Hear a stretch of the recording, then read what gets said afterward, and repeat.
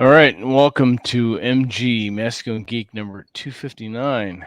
I've titled this one the Anti Valentine's Day broadcast. I don't care about Valentine's Day either negatively or positively, no, either way. The only reason why we're doing this is because it's Wednesday. And how dare Valentine's Day fall on the Masculine Geek broadcast day? How dare it? Take a sip of my drink. So back in the late '90s, early 2000s, a lawyer friend of mine, he used to put out this newsletter, and it wasn't a newsletter as far as you signed up for it. The newsletter was a generic email that he sent out to his email list, and it didn't matter if you're a man or a woman, if you were offended or not, he didn't care. It was a something in regard to Valentine's Day, but negatively, and he called it VD Day, as in Venereal Disease Day. And there were these amusing anecdotes about his life with women. I enjoyed them. I'm sure he lost some email people from his list, or they put him directly into spam or trash. But I thought they were fun. And it's been a while. I have to go look them up and see if I still have them, and get permission to use one or two, and maybe in a newsletter or broadcast. But we are here on Valentine's Day. Broadcasting because it is a Masculine Geek Wednesday, and Wednesday is one of the best days of the week because of Masculine Geek, because we are one of the best shows on the internet, or on YouTube anyway, which is now taking over the job of television. So, how is everybody doing this lovely evening? TJ, Robert, how are you? I'm doing all right. Cool. Doing well. I think I'm thought I was muted there for a second, but I'm not. No, you're here.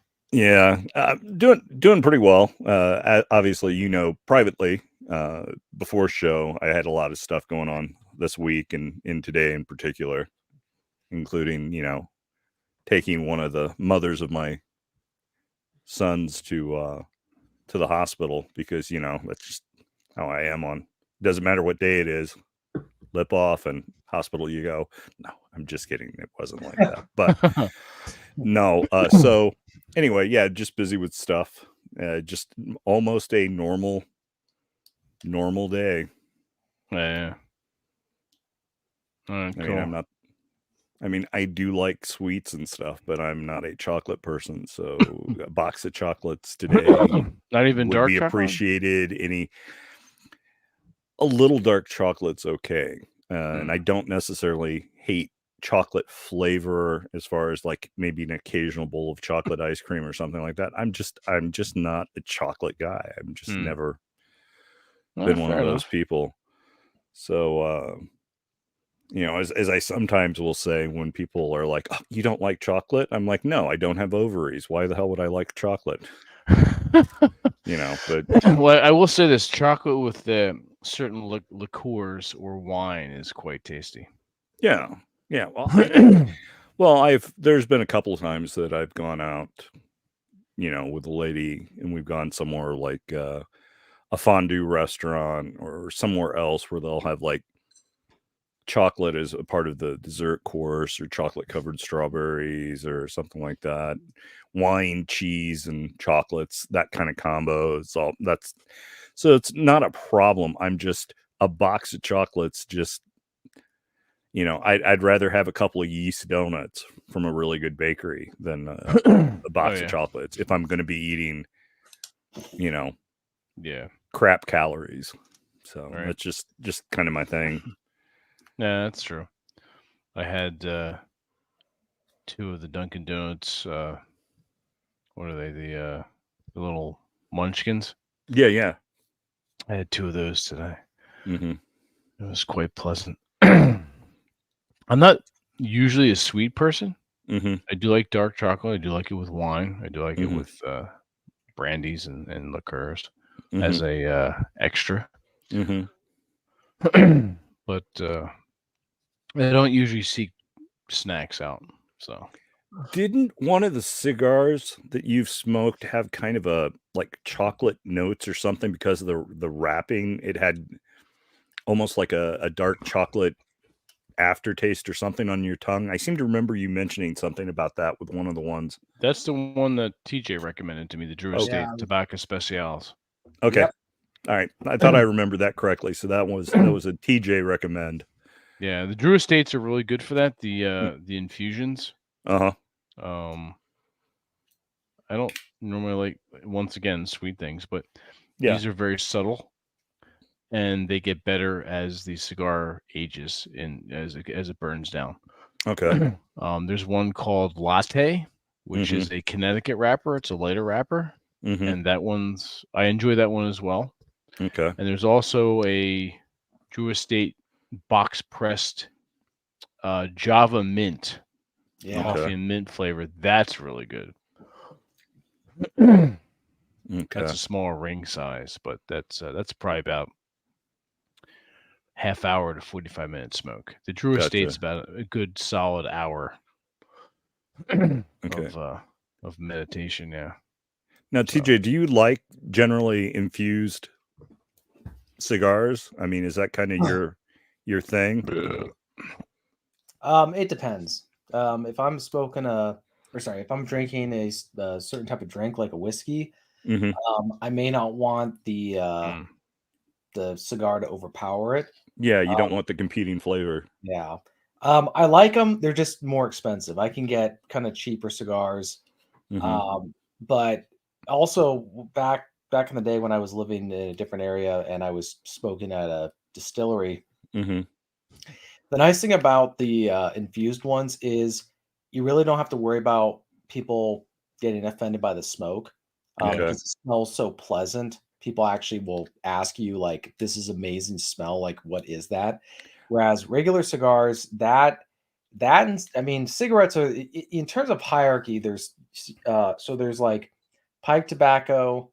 I've never had anybody complain about that. Then you have the infused cigars. Right. Then you have regular cigars, and then you got cigarettes. Cigarettes, for whatever reason, it's And then interesting marijuana. marijuana. Marijuana smells like ass. I'm sorry for the people out there that use it medicinally. This is not a bust on anyone who uses it medicinally because they have glaucoma or ass cancer or something. That's fine. But the smell of it makes me nauseous. I can't stand it. Well, that's why I was wondering, since with your fondness for pipes, TJ, if you preferred the infused cigars because they have a similar aroma about them as far as the secondary sensory appreciation. Yeah, and the problem with like regular cigars is they leave an aroma on your clothes that's just, it's kind of a weird smell along with cigarettes. Pipe tobacco doesn't do it. Infused cigars doesn't necessarily do it. So I want something that's gonna not make them, I'm not saying people can't know smell, but I want it to be something where if it smells. So I have some of my tobacco, the loose leaf stuff that smells really good, really sweet. It's in my backpack with my gym clothes. Well, my gym clothes, when I pull them out, they smell really good. Right? Yeah. So that's partly why I can use them for so long without having to go throw them in the washer, because they just, after I've done working out, throw them back in the bag, and then they smell the same. It's a little weird being in the gym and smelling that kind of sweetness, and people are like, "What is that? Is that some kind of like cologne?" No, it's not a cologne. It's just my pipe tobacco, which is almost a little bit weird. It's like, why do you smoke? Do you smoke your pipes with your shirt? No, I don't wear these clothes when I smoke. But yeah, you smoke your pipe and drink your muscle milk after your workout, right? Yeah. The other thing is, like Vince was saying, the infused ones allow you to smoke it a lot longer before. I mean, with regular cigars like the Perdomo Champagne, the 10th anniversary one, it'll last for a long time. But man, once you get down, the buzz gets really powerful. I'm gonna call out both James, Rob Says, and TJ. They have a tendency to waste cigars. Really? Oh my yes. So what they do That is was on that was on I know accident. no. You guys, I was specifically this last Masculine Geek Village by the Okay, Sea. I was yes, keeping an eye on this. I was keeping an eye. I'm like, especially Robert and James smoked Mhm. it halfway down and then bitched out. Come on. And especially the ones that I bought them. You're wasting my money, you bastards. Mhm. can I in my defense, that All was right. not the first and only cigar I smoked. Also, I usually don't smoke that many cigars and drink that much. No, I know. while We smoked and drank a lot. I know that's the That's the point. Is like idea. when I go to the distillery, I have one single on ice, and I smoke my cigar, and I smoke And it you to the smoke it down to the nub. yes. When it's almost 1 o'clock in the morning, we're about to finish that bottle of rum we opened about 4 hours ago. Mhm. No, I get it. I You're just totally like, get it. okay, I don't really care. You're like, I just want to go to sleep, and then you wake up the next day and you're like, oh shit, I shouldn't have left Your that mouth cigar tastes like the bottom of a bird cage. Mhm. Well, mainly like you think, oh, you can't leave that cigar outside. The moisture will just No, you destroy it. can't. No, Yeah. it's like a bottle of wine. You've got to finish it. Well, it's Mhm. also like taking your contacts out before you go to bed. Well, Mhm. didn't you not do that one night? I've done that once or twice. I will never do it again. Yeah, I will it's like always take my. it hurts. Oh, it wasn't a hangover. It was the biggest headache I ever had, and I had it for an entire day. Mhm. Where I was in such agony. I was at a buddy's house because we'd stayed up late playing Call of Duty, Nazi zombies, and we had Cool. been whatever. And then I dehydrated, and then you go to bed. You forgot to take your contacts out, and I wake up the next day. I'm like, Like all like crusty. oh, well, not just crusty, but like there's that freaking headache in the back of your head, and you're just like, Oh, I like just someone squeezing it like in a yes, vice. yes, Yeah. yeah. And Yep. so I was in so much agony. I was like, this can never happen again. This completely wasted my day. Oh yeah. I used to when back in high school, junior year, I got contacts, and that's before they were really sophisticated. This is like the early age of consumer contacts. So they were the hard glass lenses, right? It was like one of the first or second years they were introduced to soft lenses. Okay. They were still pretty rough, Yeah. and to clean them, you had this little contraption that plugged into your outlet. It was about Mhm. that big. It was like a clamshell opened up. Mhm. So you had your contact lens case, which the design hasn't really changed all that much. It's still similar, Mhm. but you would take that case, place it in the clamshell inside, and close the clamshell, Mhm. and then press the button, Mhm. and you would essentially boil your contact lenses in the saline solution or the cleaning solution Right. to clean them. Mhm. And then before you put them in your eyes, you rinse them out and use the cleaning solution, the daily solution, to get anything else that was on it off, and then you would apply them. So there was Gotcha. a huge ordeal. And I paid the price for vanity in high school for these things. Mhm. And I continued with contacts up until I would say the mid 1990s. Mhm. And I said, you know what? I don't care anymore. It's not worth the cost. It's not worth the time. It's not worth the hassle. And I gave it up, and I've never gone back. Now, some people would say, hey, guys would say, hey, Vince, what about LASIK? Well, back in 2001, I was on a civil jury trial for Okay. medical malpractice, and it had to do with LASIK, not LASIK, radial keratotomy. Okay. And radial keratotomy were these small, almost microscopic cuts they'd make in your eye. Right. And the plaintiff was warned by the doctor, look, your eyes are bad, and what I'm going to be performing is maximum surgery on you which means it might not work and you may have horrendous side effects. Do you still want me to do this? And this investment banker, and I'm calling him out as an investment banker because this is important to the story. He said yes. So, and I can talk about this because it's all public record now. Okay. And he wound up with all of the side effects that the doctor had warned him about, and he wanted to sue the doctor. Well, what? You were warned about these effects, and now it affected his work, his marriage, and his sex life. I'm like, I looked at both of them like, that's not what affected your sex life. Yeah. It had nothing to do with your fucking eyes, buddy. So no. Needless to say, he lost.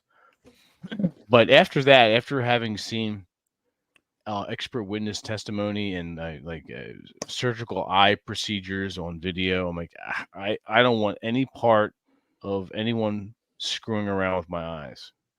Leave me out of it. I don't care. No one knows the long-term side effects of this stuff. What if you make a mistake? What if this laser gets a jolt of electricity and blows my fucking head off? Hey, you got to make that part of laser dicks. Exactly. I know, right? Laser dicks origins. Exactly. So no, leave my eyes alone. I've had other issues. Some of you already know issues with my right eye. I'm essentially going blind in it, so there's that. But I don't want anyone screwing with my eyes. So if something organic is going to happen, let it happen. I do think you'll be able to rock the eye patch look, though. I think so. I think you'll. I'm kind of looking forward to it, actually, where I can do it authentically. Yeah. I'm not saying you should do this, but one way to make it really work is do a cut, a scar. Yeah. There and then right here. See, right, like a dueling scar. Yeah. So this eye, not to get into too much detail, but I almost lost my eyesight in this eye, but it already has a scar from my childhood down here. I had to wear an eye patch. It's like, great. People are going to assume it's from this, and they're going to say what happened. And I'm going to say, I lost it in a knife fight. The other guy lost more. Yeah. Bastard. Well, I think when Vince gets the eye patch, he needs to shave the sides and the beard and just have the long mustache and the soul patch with the eye patch. You, sir, will still be getting chicks in the old folks' home. Oh, absolutely. I have no doubt about that whatsoever. Hey, I've actually never worried about my ability to procure women. I mean, since we're talking about Valentine's Day, it's never been a problem.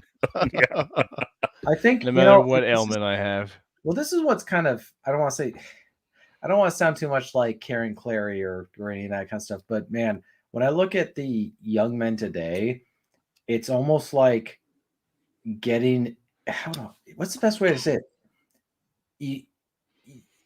If you were born before, or before a certain time period, you had a ability or at least a knowledge of what it means to be a man that they just are never going to have. And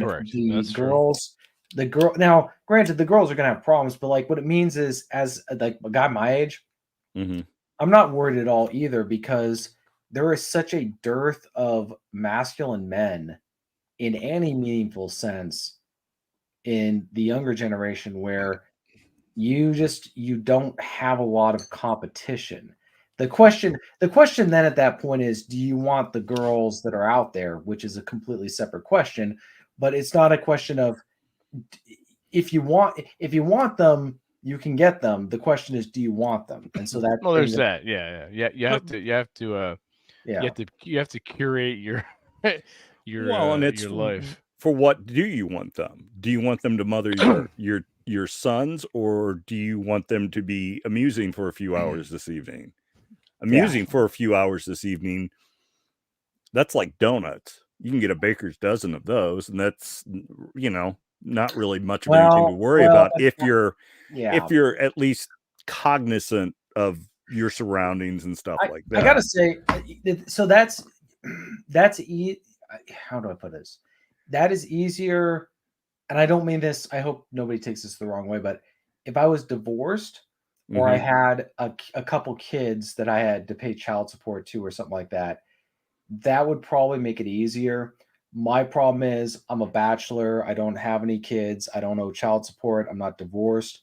I've got a relatively, I've talked about this. I've got a pretty big house to myself and I've got a puppy. That allows women to entertain fantasies that otherwise would not be possible. And for people who think, well, how's that possible? Well, you'd be surprised. Women will fantasize very quickly about starting to want to nest in your house, even if it's just they've always wanted to do that. Yeah. That creates problems where you're like, it's like Vince, I think we've had this conversation when we've done like the whole meetup thing, and you've dealt with this where you're like, you can literally tell a girl, I'm not marrying you, you're not moving in, we're not. I do tell them that, yeah, right, and they can nod their head all they want. And they almost it almost backfires on me. Yes, that's the. It works. It works against me. I've had women like, all right, well, all right, you son of a bitch. This is a challenge. I'm going to be the best girlfriend that you've ever had. Yeah, well, that's holy crap. That's kind of the problem. Is like where if I was living in a studio apartment or a 1-bedroom apartment, that'd be a lot easier. But having the house, I mean, that's my challenge. I just take them back to their dorm room, do the deed there, and then you go home after. They don't even. It really has nothing to do with your environment. Yeah. So. Well, don't get me wrong. The environment is the icing on the cake. Well, my current present environment. If I was living in an more urban area, but I don't, and so that's just. Again, this is where people it's all a question of your specific circumstances. For me right now, that is an issue.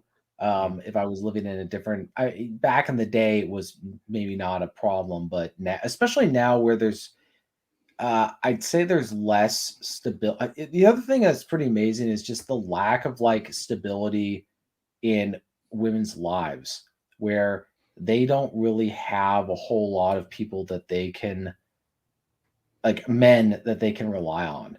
So if you're they don't have a lot of women they can rely on either, because that's the other thing. Women compete. Yeah, women compete with themselves. I mean, how many stories do you come across even by accident without even looking for it of, oh, I met this guy, I thought he was so wonderful, I wanted to date him, but all my girlfriends were like, no, don't even. And then, she goes back to school or whatever, and the next time she's back and with her friends, one of the friends has hooked up with the guy that she was interested in but was talked out of because of these same friends. So I guess the whole thing with as far as getting girls, it's like yes, that you can, it just depending on your circumstances and your geography and everything else. Yes, everything all considered. I guess that's why I'm not worried about it, because I know my circumstances are going to change. I'm eventually going to move out of this area, but also I'm not. It's almost like being locked into the housing market after a certain date, where once you're in, as long as you're able to pay your mortgage, and you can always kind of upgrade. But for a lot of people, if you didn't get in after a certain date, you're kind of locked out, especially in my area. I mean, I was looking at the house I grew up in. It sold in 2013 for $325,000. It's now worth $1.1 million. So people of a certain income class could have bought it, 11 years ago. They're never going to be able to afford a house in that neighborhood ever. They're not going to be able to afford a house in that city. It's actually been. I was kind of thinking about this the other day. It's been very sticks. Separate topic, but watching my hometown turn into one of the most expensive real estate places in the nation, if not the world, is that's an incredibly jarring experience. It's not it's kind of unique. There's some people that have to deal with their hometowns of kind of economically depressed. Hmm. They can still afford to live there. There's just no jobs or whatever. I deal with the opposite, where the neighborhood I grew up in is now more expensive than parts of San Francisco and Palo Alto or whatever that place is in Hmm. Silicon Valley. Like it's more expensive, and the houses are going for more in my old neighborhood. So That's because you don't crazy. have crap on the streets there like they do in San Francisco and other Right. parts of California. yeah, as bad as the politics are on paper, it's still a nice area to live in. I mean, Bellevue, my hometown, is one of the most beautiful. I always Mhm. wanted to go live there and have a house there and raise a family there. But when the houses I grew up in are now worth $1.7 million, that's kind of a problem. Yeah. So, but yeah, it's all circumstantial as far as for men are concerned. But I'd say if you're a bachelor over a Mhm. certain age, you're not divorced, you don't have any kids, that it just psychologically it makes it easy for women to fantasize about either if they've got kids, you can be the father that they never had, um, or if you got a house like mine where you got multiple bedrooms that are empty, people they can come pack their stuff in, you know. Mhm. Anyways, it's yeah, it's in the urban areas it's easier to be anonymous, but when you're in more of a rural area and everybody knows you, you can't really cause too much of that because it affects everything. So anyways. No, it could be worse. You could be like Aaron up in the Dakotas where all the women in Walmart look like they're about the size of a bull buffalo. Well, So, well, I'd that's a whole say other set of problems. yeah, I'd say it's so in my area it's tattoos. Mhm. Almost I'd say 65% of women have, and when I say tattoos, I don't mean a little thing on their foot that you can't see. I mean like where they've got biker tattoo Mhm. amount of tattoos. And even if they're in like great athletic shape, there's a couple of Gothy? Are they gothy girls with the no, tattoos or just biker chick tattoos? um, it's they're neither. It's like I don't know what it is about it, but like I was Mhm. trying to explain this to a buddy of mine because he was talking about this one gal that I knew we both knew, and he goes, "Oh, she's not that attractive." I go, "Dude, she's in shape and she Mhm. doesn't have tattoos." Mhm. That just like automatically she's able to she's in a different class than everybody else Mhm. on that because a lot of these girls look great now, but like what happens when they're Nah. 60 or 70, Mhm. you know? So, but it's not gonna be, I mean, What I miss? We were talking about chicks with lots of tattoos. yeah. I was Yeah. talking about this with when I go to visit Vince, I just notice how different things are over there. Mhm. Uh, Oh yeah. so I to answer a preemptive question, I don't know if I'm gonna move over there yet or where I'm gonna move. I'm still just trying to plan stuff one step at a time. But I mean, if interest rates go up into like 14%, it's gonna be interesting. But Jesus. they keep passing shitty rental laws here, so I'm not planning on renting. No. Yeah. I don't blame you. Well, it's kind of not to get too deep into the politics, but it seems like they're passing crappy laws pretty much everywhere. Well, State, local, federally. Yeah. that's been like that since laws were on the books. Mhm. That's just the nature of a law. It's crappy. Well, especially when the law applies to everyone but the people writing the law. Well, anyone who has enough money to circumvent it. Mhm. That's what we've seen time and time again historically. Yeah. And it just pisses off. I mean, you can say, all right, well, enjoy the decline. Mhm. Oh, wow. Dung is fun. I don't think you've ever been on our show before. Thank you for that. Robert, you want to read that? Yeah. Happy Valentine's Day. The best time to go to the bars right now for low-hanging fruit. You might find a good girlfriend or a moldy fruit. That is true. Thank Yeah. you, Dungus Fun, for the $5 super chat, $5. and welcome to Masculine Geek. Yeah, If you've been, you'll have to do the what's his name from down under? Not Quigley. Crocodile Dundee. Crocodile Dundee. Yeah, you'll have to do a Crocodile Dundee to make sure whether it's low-hanging fruit is a good girlfriend or just a moldy fruit. Right. Yeah, That's have to not check a knife. This is a knife. That's not a knife. This is a knife. This is a knife. That's not a penis. This is a peanut. There you go. But anyway, thank you though. Yeah, thank you for that. That was very nice of you. Very Yeah. cool. And welcome, porn. I like your avatar. It's Welcome cheaper to than Masculine Geek. But dating. Oh wow, TJ's doing wine tonight. Yeah, it's Oh, hard, okay. called hard chard. nice. So a hard cider then, or No, it's a or hard. an apple? It's a apple hard. wine? It's a hard Chardonnay. 16. Oh, hard Chardonnay. Okay. Yeah. Oh, that's cool. Yeah, check it out. How about you, Robert? What are you doing? Just water. Okay. This is alcoholic iced tea. Oh, okay. Bless you. I was drinking That's some awesome. not homemade by me, but some homemade moonshine by a friend of mine. Okay. Gotcha. I mix it with ginger beer. Like a dark and stormy.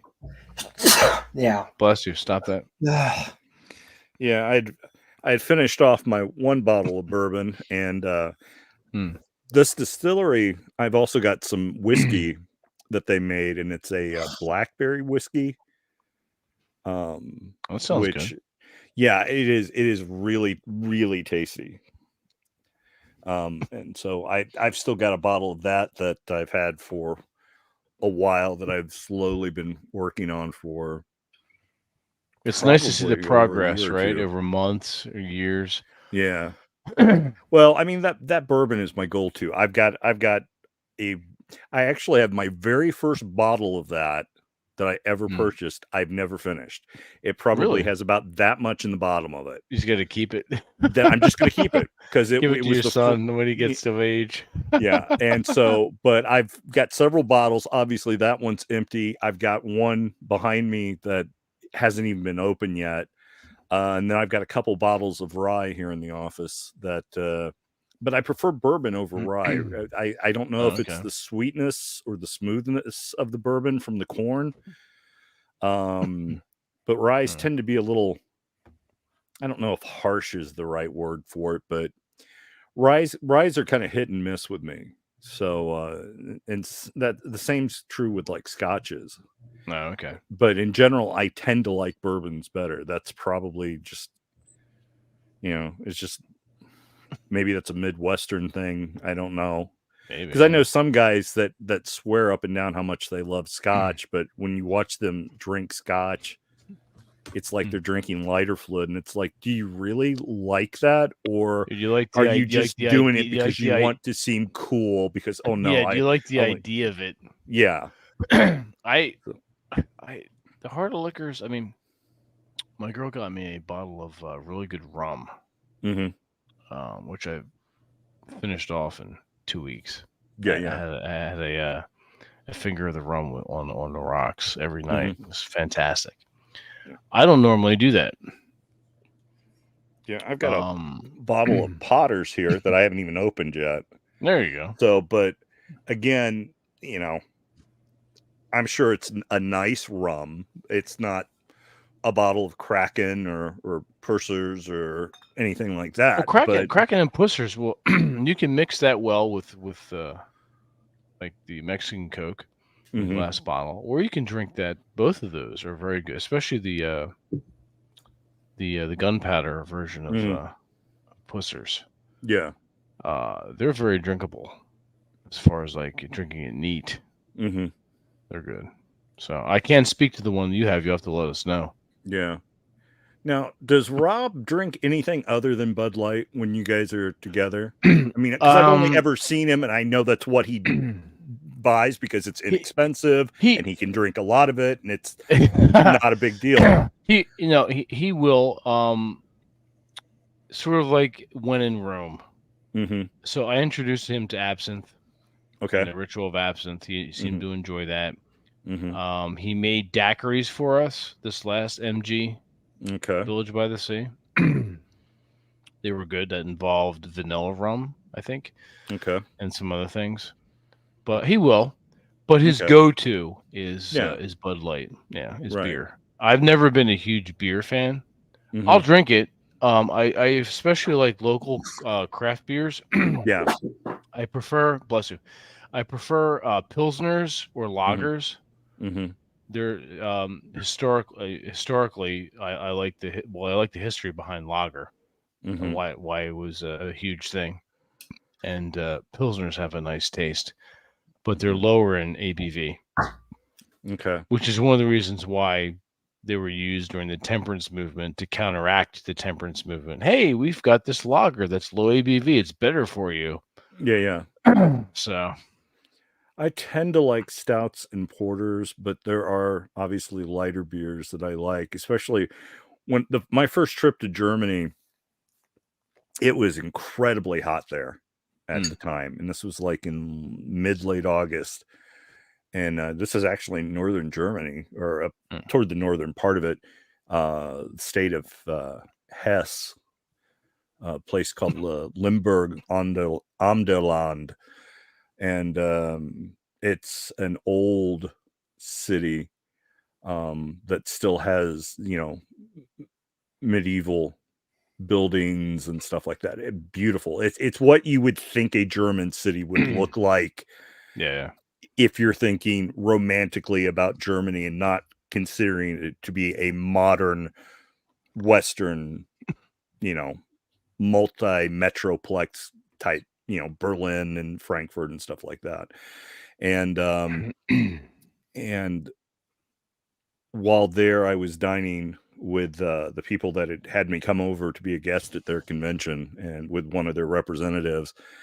And I'm like, I'm just going to let you guys order, I'm going to trust your judgment and stuff. And he ordered me an Austrian Weissbier, and it was really, really good. And it very light, almost had a citrusy sort of flavor to it, but on a very hot day, it was very refreshing to drink.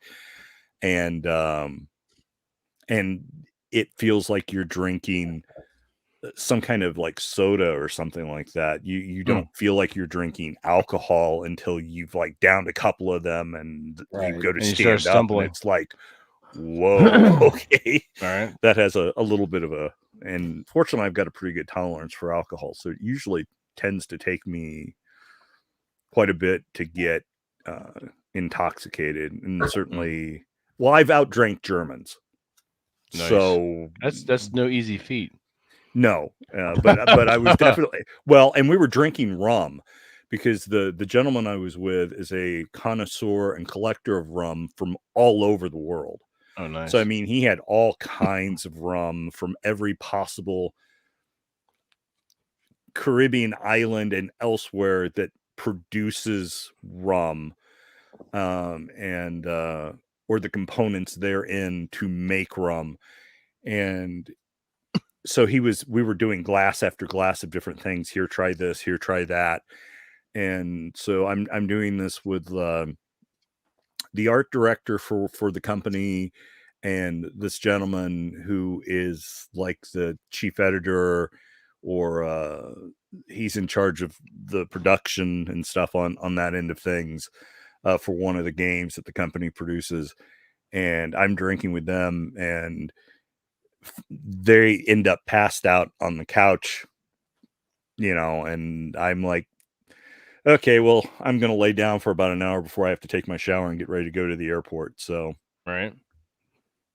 We have another. Thank you, Dung. Appreciate it. Yeah. Good, Robert. All right. Dung is fun again for $2 this time. I like light beer, so I can keep drinking all night. So basically, kinda you're in makes the sense. Rob Says school of Yeah, right. doing it. Although I hope Right. you drink something other than Bud Light. I hope you're drinking like Coors Light or even Miller Light or something like that. Right. It's Miller time. It's yeah. So Well, the time that Rob left the part of the 24 pack here at my place, yeah, I was going to throw it out. I'm like, let me try it. I'm like, it's Mhm. not bad. It's okay. No. It's drink. It's quaffable. yeah. I wouldn't. Yeah. I don't seek it out. I definitely Mhm. don't seek it out. But if given to me and when in room, sure. I mean, Yeah. if you're at somebody's house, you're not going to turn your nose up and be an asshole. You just drink what's there. Right. Yeah. Well, that's like when you're young, and it's like it doesn't matter if it's Little King's Cream Ale or Old Milwaukee or Pabst Blue Ribbon or whatever. It's like it's beer and you have it. It's what's the best beer? Free. What's the second best beer? Cheap. When you're at that age. So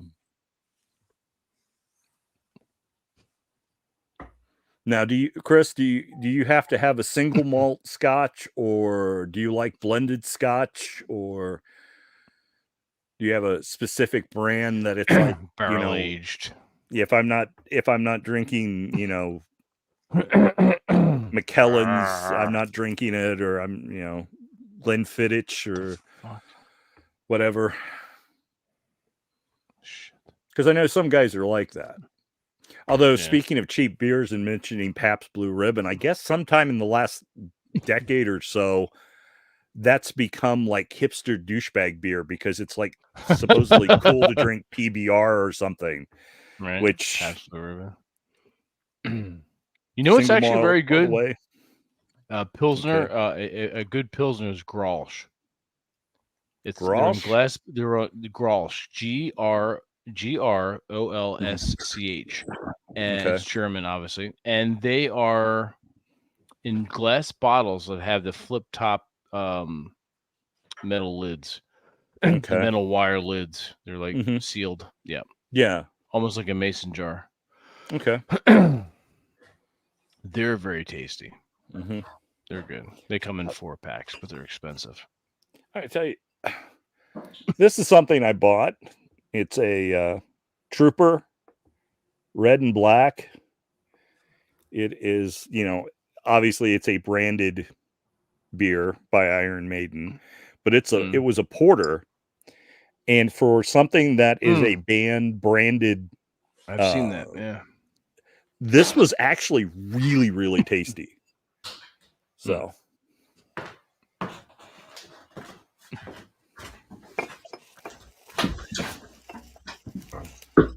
Okay.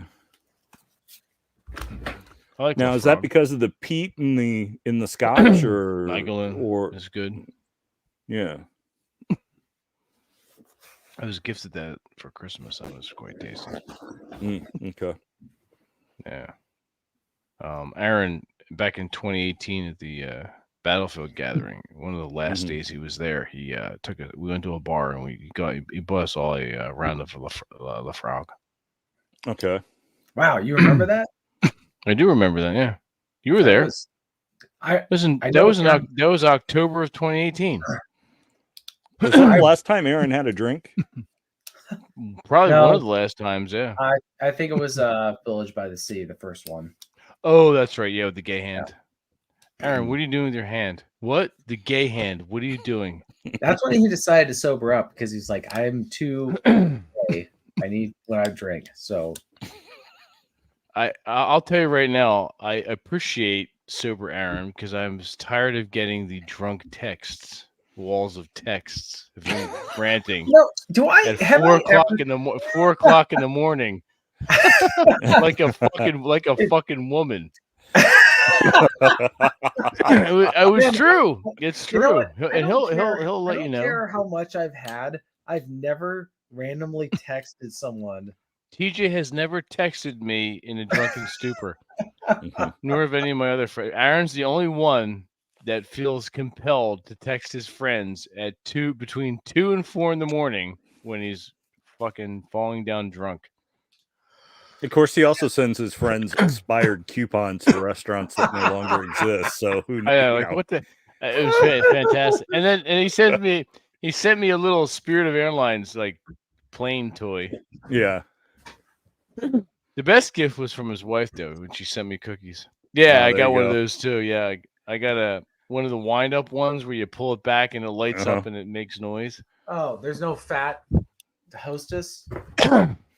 Did you like that Instagram thing I sent you?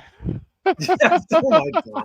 You have to shit in a sack. We're gonna give you a plastic bag. The You know what's the crazy? Spirit Airlines toilets are closed. We're gonna give you a plastic sack to You know- shit in under your seat. I can't find a single place that I want to go to where they provide air service. Mm-hmm. Yep. Like, and how much cheaper are they than Southwest? Southwest is a complete cut above fucking Spirit. That's for sure. Well, I'm just saying, like, so I remember looking at some flights with Southwest, and then I was looking at the train ride, same route. I'm like, we're talking like $30. You still coming out here on the train? No, not this moment. I'm flying to Boulder City for the swing dance event. I knew but that. That's in June. Mm-hmm. I know. And then also coming up is our Masculine Geek live D&D round the table thing too. So Really? Now, is that convention? I told you that. I know you He's in told me on- that, but it's not been finalized. I'm making it finalized as soon as I find out where it's being held and what are the dates. I think it's the end of May. Being held at Aaron Cleary's gay nightclub. Well, we're not the Manosphere, yes. But that's the convention that's in Reno, right? Well, the that's one the in Reno is gaming called- convention that the one that Raul yeah, is the wanting one us in- to come to. I think so. The one in Reno is called RageCon. Okay. I think I'm gonna double check with him, and I know I get it. Everyone has shit that they're doing. Mm-hmm. Everyone thinks that I don't do anything, and you can all go fuck yourselves because I'm doing the same, if not more, than you are. With all the things that I'm doing, not to pat myself on the back, I'm making an observation. Mm-hmm. Okay, I'm gonna try not to wrench my shoulder, patting myself on the back. So I'm not complaining. I'm just saying, settle down. Mm-hmm. Let me take care of business. Okay, because I do Taking work a care of full-time job. business every Taking day. care of business. Taking care of business. That's right. It's every with day. a instrumental line that Basic Amoeba can dance to. Mm-hmm. But I do work a full-time job. I've got several other side businesses that I'm working on. I do writing.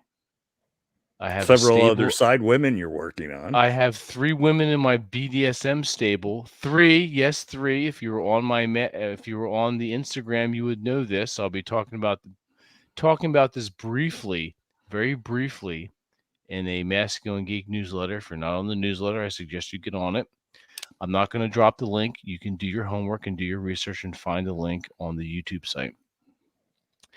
I do other sort of volunteer type activities. I'm not going to go into detail with that because you cannot talk about your volunteer activities. I have a very strong feeling about doing volunteer work. If you're going to do it, if you're going to give money or your time, you shut the hell up and you don't talk about it. You don't go on social media. A lot of people say, well, you have to let people know about what you're doing to give them awareness about what? The fact that you're virtue signaling? No, shut up. Shut up. Do the volunteer work, the service or the money, and shut up. Mm-hmm. So that's all I'm saying. I'm not going into detail, and I'll never mention it again. So I have stuff that I'm doing and fitting all this stuff in to try and do the Masculine Geek stuff, the Masculine Geek Life Zoom meetings, all these things that kind of coalesce and are out there that I have to take care of. Mm-hmm. Not complaining. I love doing all of it. It fulfills my life, and I enjoy doing it. But everything in its own time. It'll happen when it happens. So shut the fuck up. And Dung is fun once more. Thank you so much for the super chat marathon tonight. Robert, right. you want to read that? Yes, once again for $2. No Bud Light for Mel. Don't want transmission fluid. I think that's no Bud Light for me. I don't want transmission fluid, and I don't. Right. You don't want to turn into a. Yes, we know. Yeah, you don't want to turn into Rob Says when you grow up. That's what a 5 foot old 4, age, a 5'4" dwarf. Yeah, or a gnome, a surly gnome, a surly yard gnome. Yep. that picture I took of him in the cigar shop several years ago with him holding the gnome was pretty funny. I tell you what, next time everybody's all together, we need to like come up with like a little red felt hat. So the first time he passes out in the evening, slap that sucker on top of his head and get the picture. I guarantee he'll wear it without having to be drunk. So if I do plan on, so the Masculine Geek live action D&D game in Reno, if that's where indeed it is. It's either in Reno or Vegas. Either or, it's in Nevada. Yeah. I will be inviting Aaron because he was a member of Masculine Geek, and I'll be inviting Rob, obviously, because he's a member, to meet up and play live around the table for one evening for 4 or 5 hours. Yeah. So it'll be all of us and Aaron and Rob. And anyone else that we deem worthy to join us in a large format player game. So we'll see. Yeah. What'll happen is I know a lot of people have expressed interest in meeting up as far as like, hey, let's shake your hand and have a beer with you. All right, that's fine. But that won't happen around the game. The game is private. Yeah. If you want to watch, that doesn't mean something might not be set up in the hotel bar or some other local place where people will be welcome to join us if they're in town. Correct. But we may have an official or semi-official meetup at a cigar bar or a bar or a restaurant after the D&D game. Yeah.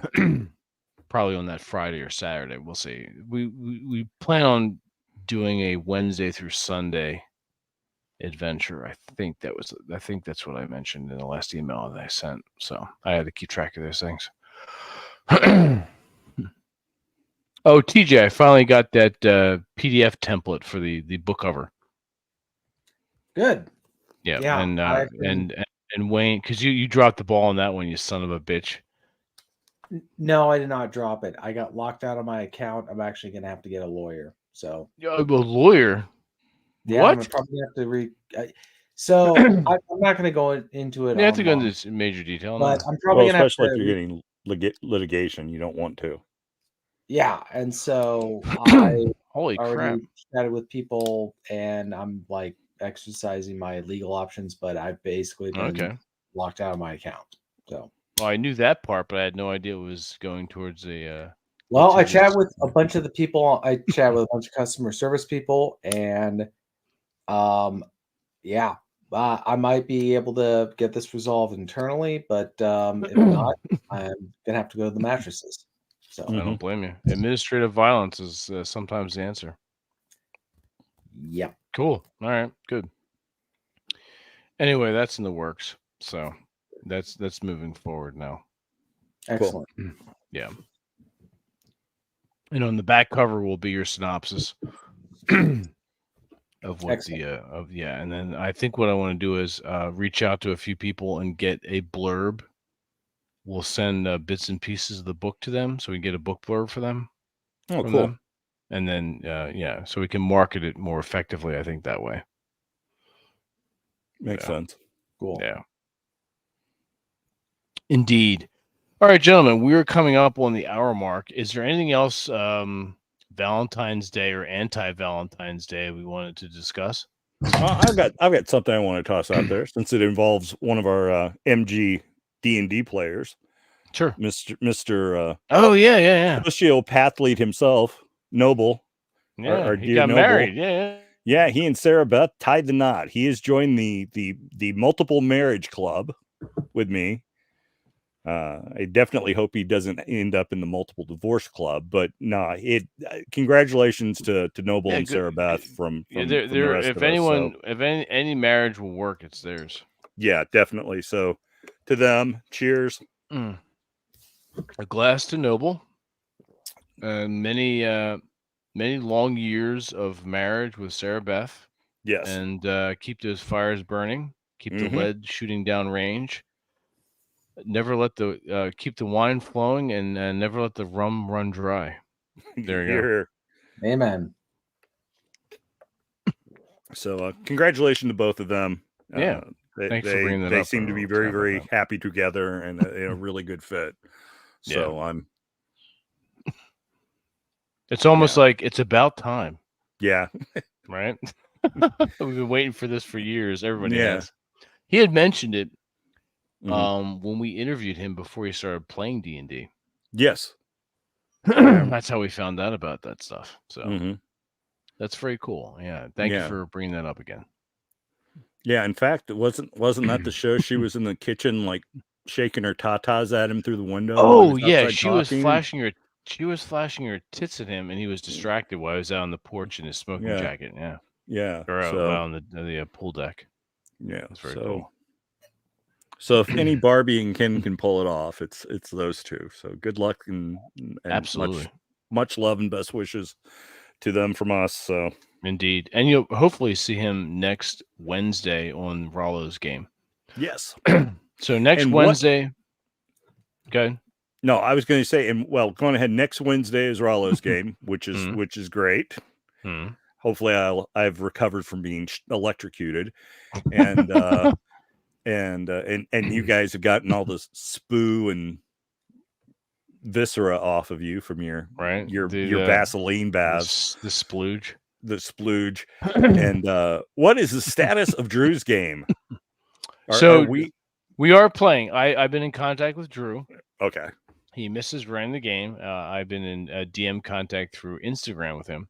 Okay. And I've already scheduled it on YouTube. So if you go look at our YouTube channel, you'll see March 6th, Wednesday, March 6th is Drew's game. So our Viking action. Yeah. Now the 28th, we're going to be discussing analog technology. Walkmans and radios and old turntables and such. So I have 2 of my old Walkmans. Okay. I'm going to pick up some batteries, and I'm going to order off of Amazon some headphones, because those old headphones they will wear out very quickly, and see if they still work. And if they work, I will hook them up and play a cassette from one of my favorite bands at the time, or maybe several. I will play that over the broadcast. Awesome. Via the Walkman. That will be very cool. Yeah. So that is on the 28th of February. And then we'll see. I've also been in contact with Brian M. Bowden. He's the cryptozoologist, paranormal remote viewing expert, who has recently moved to Florida and was back up here in New York for a family visit. Okay. So I've been talking to him.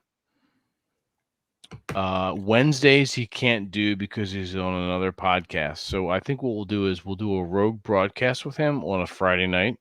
Okay. And we'll just keep it to about an hour and a half.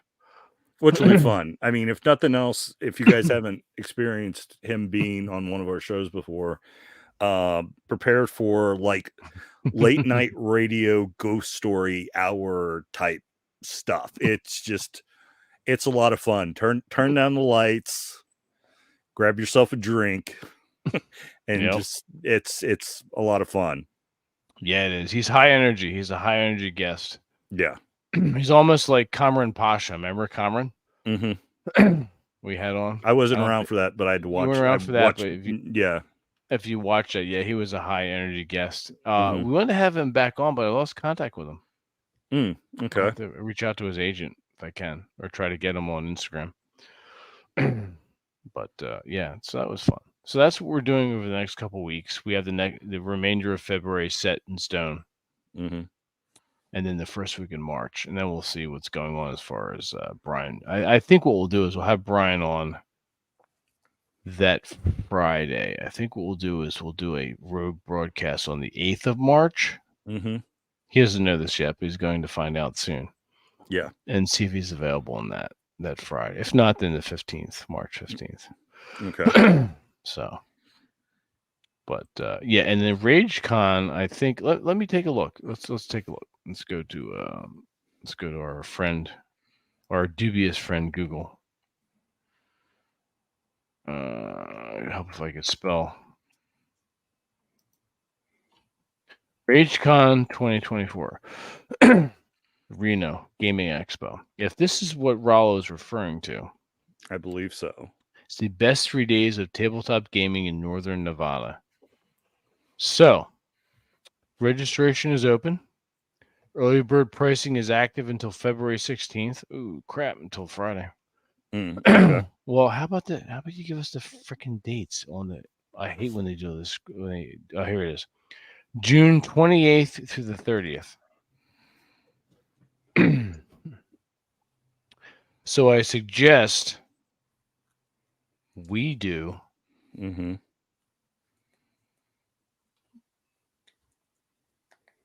June 26th through the 30th. 26th will be a generic meetup. Thursday will be for whatever, maybe our game or Friday. So it'll either be Thursday or Friday.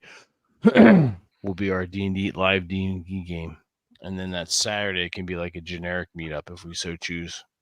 Okay.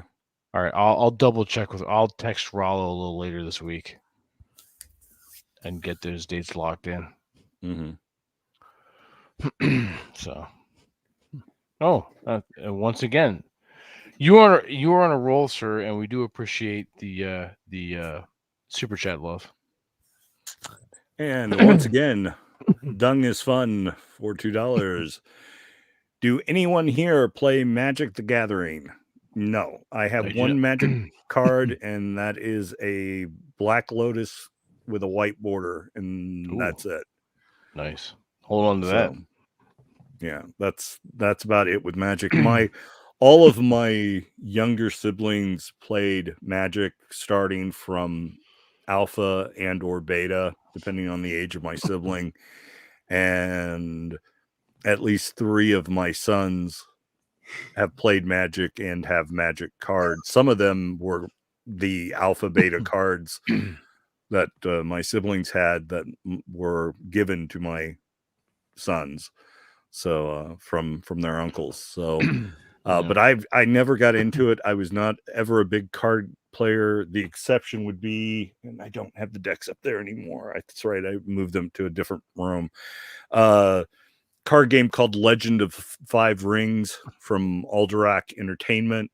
Fantasy Flight is the last company to have the license for that.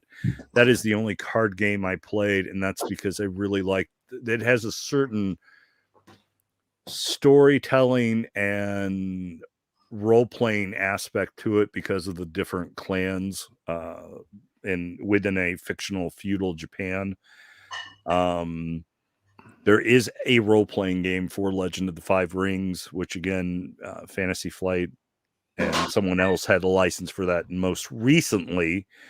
But at one point in time in 3.5 edition D&D, a version of the game was released, which I picked up and kind of liked because the only way I could ever play 3 or 3.5 D&D was in the format of either L5R or a version of the RPG based on Robert Jordan's Wheel of Time, of which there are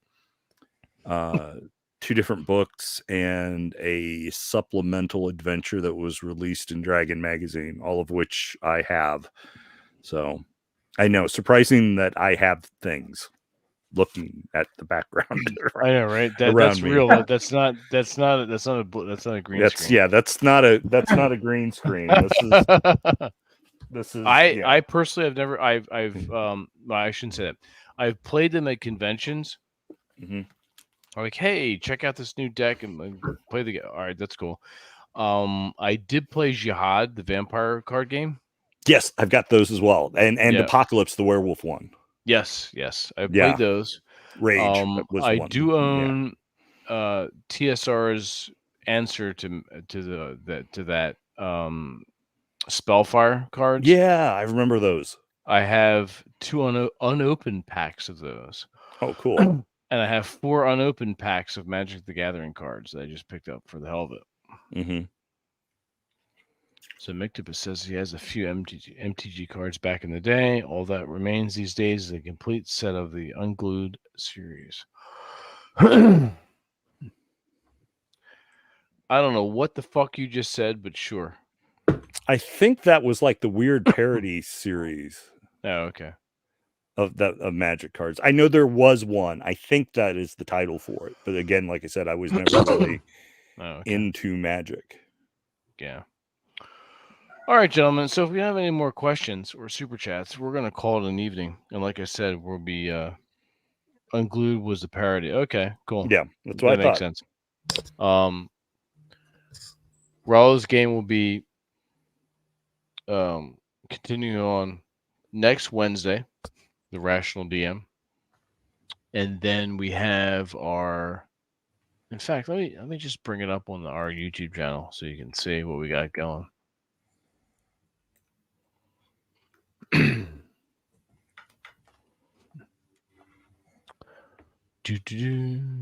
Yes, here we go. All right, so let's go over here and we're going to go to present, share screen. Go to Masculine Geek YouTube. And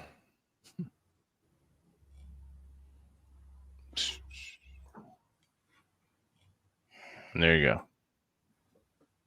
As you can see, Drew Bay's game, I created a special thumbnail for him. Which is absolutely appropriate. Right?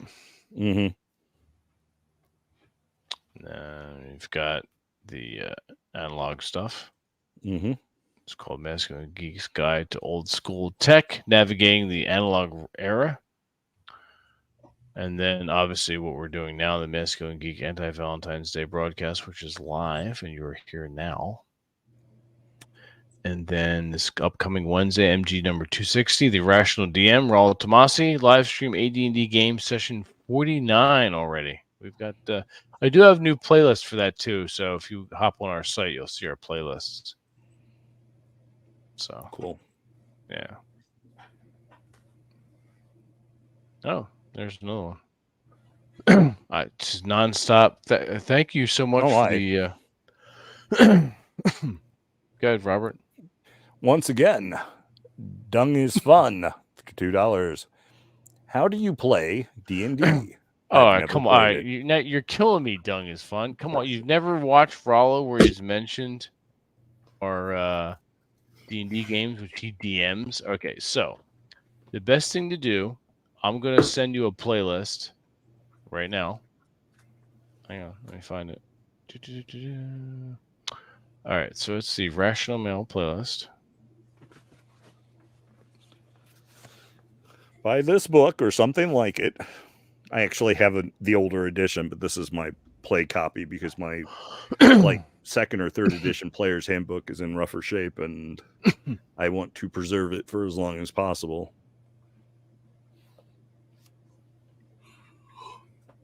All right. So yeah, you want to get the original. If you don't already have it, pick up this from 1979,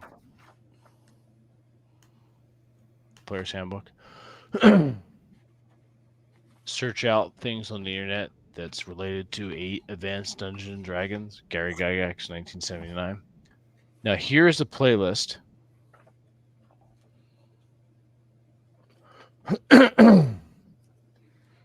Click on that and listen to that.